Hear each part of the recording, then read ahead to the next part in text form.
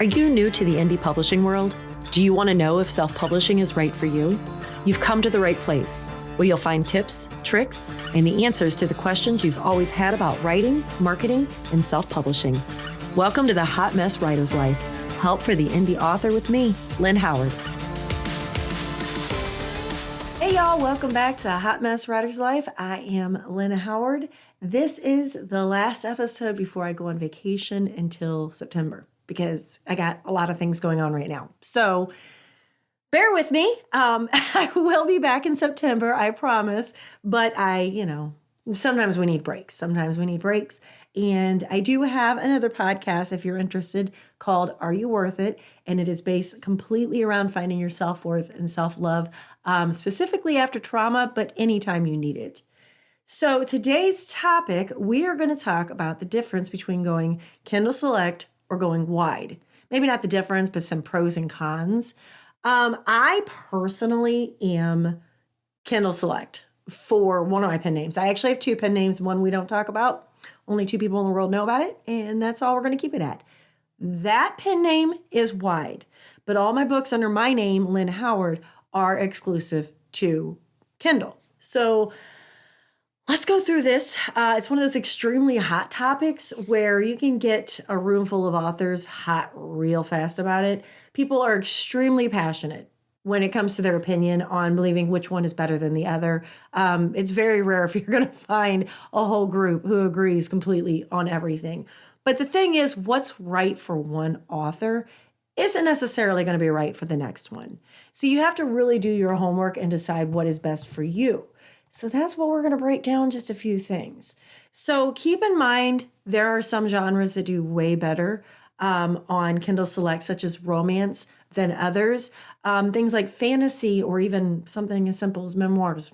Not simple, but memoirs, poetry. Those things would obviously do better wide. But romance does phenomenal on Kindle Select, because let's face it, those of us that read romance, we are voracious readers and we tend to go through quite a few books a week.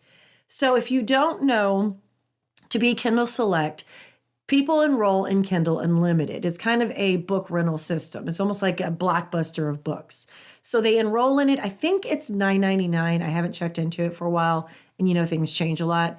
But they enroll in it, and then they're able to rent, in quotation marks for those of you that aren't watching the YouTube, they're able to rent the books for free.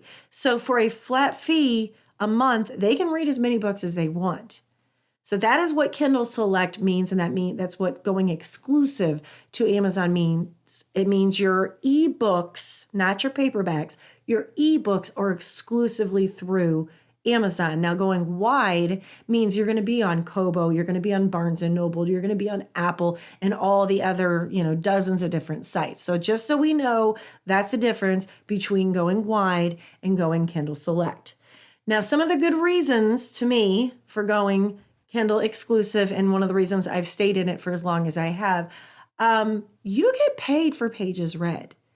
So if you go wide, somebody buys your book, you get your royalty, right? Somebody buys a book on Amazon, you get a royalty. If your book is enrolled in Kindle Unlimited or Kindle Select, for those of us on this side, you're getting paid for pages read. So when someone actually, checks out your book, you're actually getting paid for each page they read. So I think it kind of changes each month what the pool is, but it usually balances out to around 0.5 cents a page. And I'm going to be real transparent with you.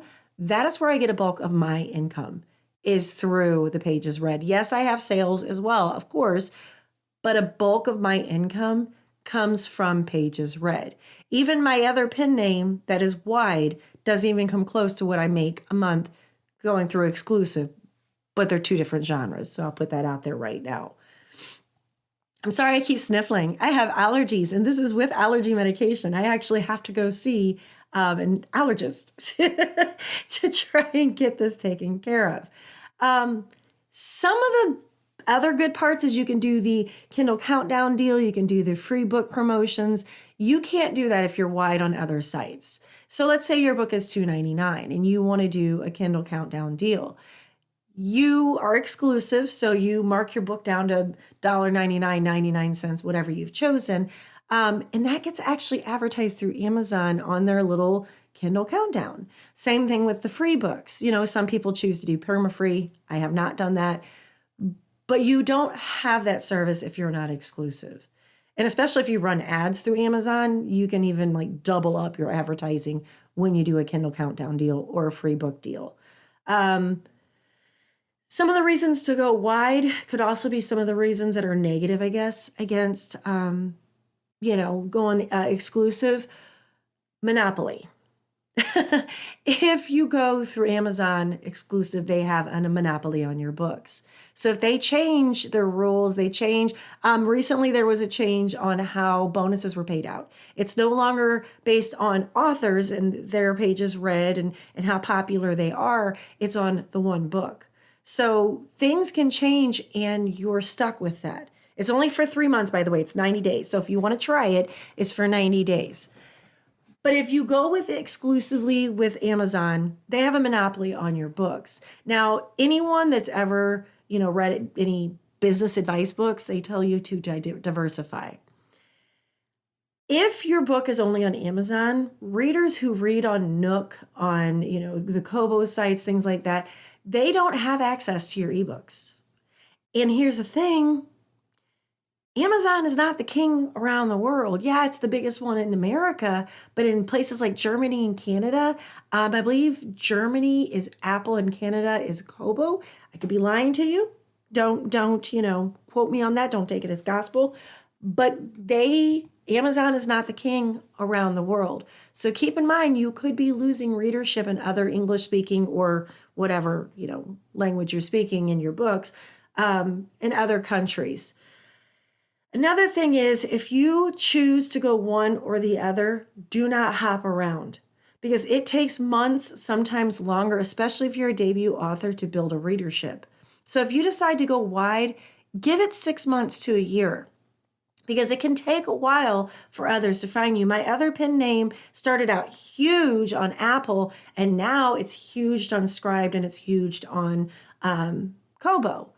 So it can take months, like 6 months to a year sometimes, to build a readership. So if you choose to go wide, maybe you're exclusive now and you choose to go wide, give it time before you give up. And the same thing with going exclusive. If you're currently wide and you choose to go exclusive, give it time for the readers to find you.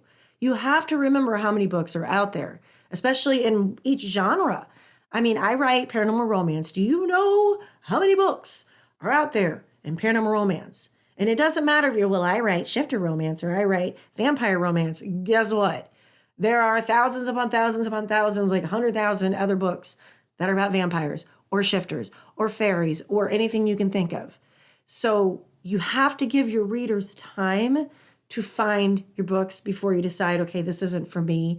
I'm going to switch over. And that's what I did. I tried wide for about a year, I think it was, and decided I wanted to try exclusive. And after about 6 months, I gained traction. And I've watched it since then go up. But again, I write romance. Romance does very, very well on Kindle Unlimited. Because face it, most people on Kindle Unlimited are romance readers. Like I said, we're voracious readers. I can read 3 romance books. And by the way, I read in bed at night before I go to sleep. So I'm not reading like a whole book at night. But that's just, I just constantly am going through books. I just clicked out of my notes. Oh my goodness. Now, obviously, this is a decision you should not take lightly. This is something you should really, really do your research on. And I'm talking farther than just this podcast. Find some blogs, find some comparison, find, the pros and cons on other sites, because obviously I didn't list everything that's out there because I don't do hour-long podcasts. And this is my last podcast before my vacation, and I have about 1,000 things to do today alone, and I'm already tired. It's not even halfway through the day yet. But make sure you're doing your due diligence, that you're doing enough research before you make a decision. And again, if you don't like it, you can change it, but give it time.